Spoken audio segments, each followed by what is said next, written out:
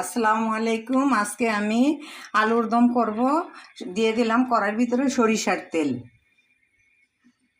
পরিমাণ মতন।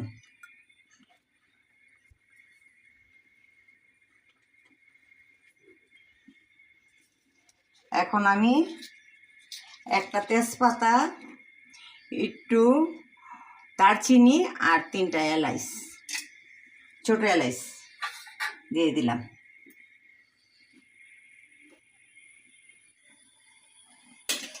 এখন আমি পেঁয়াজ দিব পরিমাণ মতন।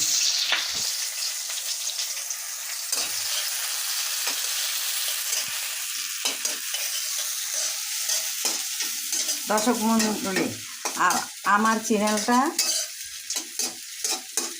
ডাউন হয়ে গেছে। আমার চ্যানেলটাকে আপনারা সাপোর্ট করেন। আমি নতুন চ্যানেল খুলছি, আমার চ্যানেলটাকে আপনারা প্লিজ সাপোর্ট করেন। আপনারা এইভাবে রান্না খাইয়া দেখবেন বাসায় কেমন লাগে।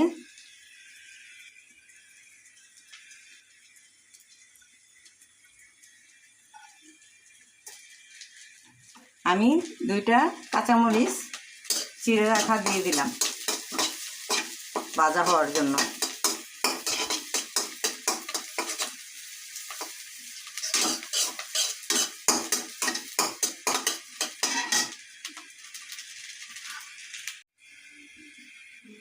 আদা রসুন বাটা দিয়ে দিলাম।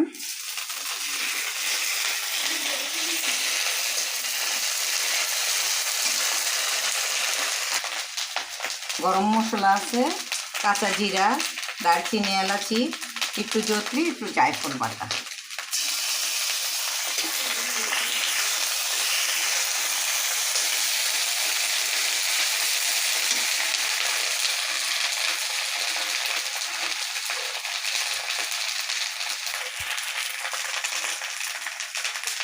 আমি হলুদ দিয়ে দিলাম পরিমাণ মতন।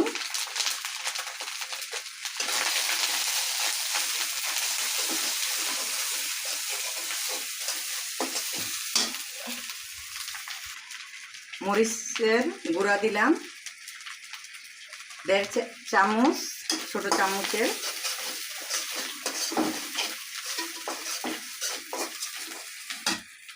একটু পানি দিয়ে দিলাম।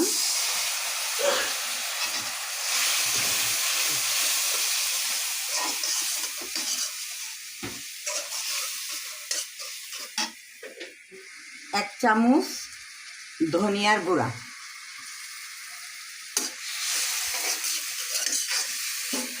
আপনারা চাইলে বেশিও দিতে পারেন, যে যেমন খাইবেন তেমন দিবেন। কেউ বেশি খায়, কেউ পরিমাণ মতন খায়। ধনিয়ার গুঁড়ো বেশি খেলেও অসুবিধা নেই। এখন আমি একটা টমেটো কাটা দিয়ে দিব।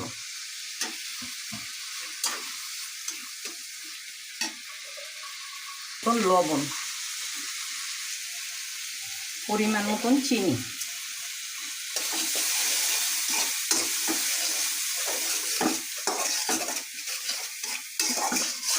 ভালো করে কষাই নিব, টমেটোটা যেমন গলে যায়।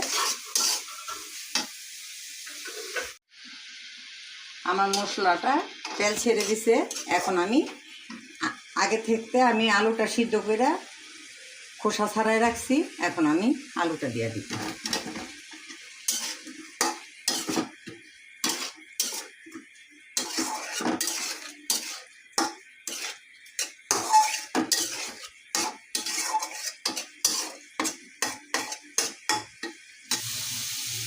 তেল ছাড়ছে, এখন আমি পোস্ত বাটা দিব।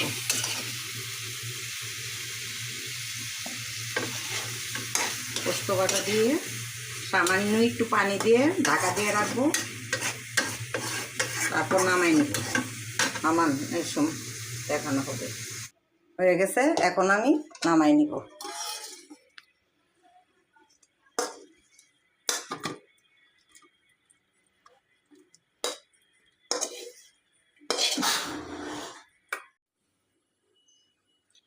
আমি এখন রান্নাটা খেয়ে দেখব কেমন হয়েছে।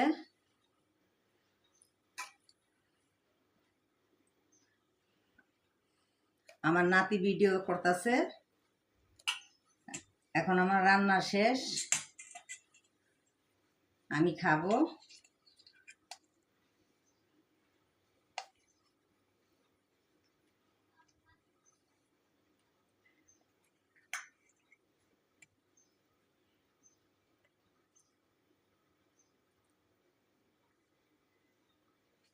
অনেকে বলে আলু কষা, অনেকে বলে আলুর দম।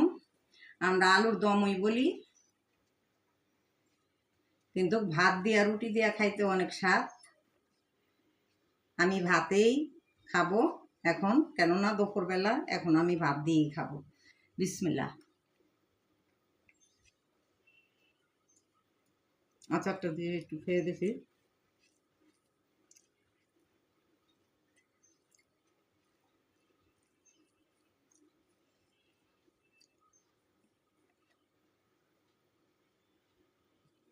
খুব ভালো হয়েছে। আপনারা বাসায় কইরা খাইবেন।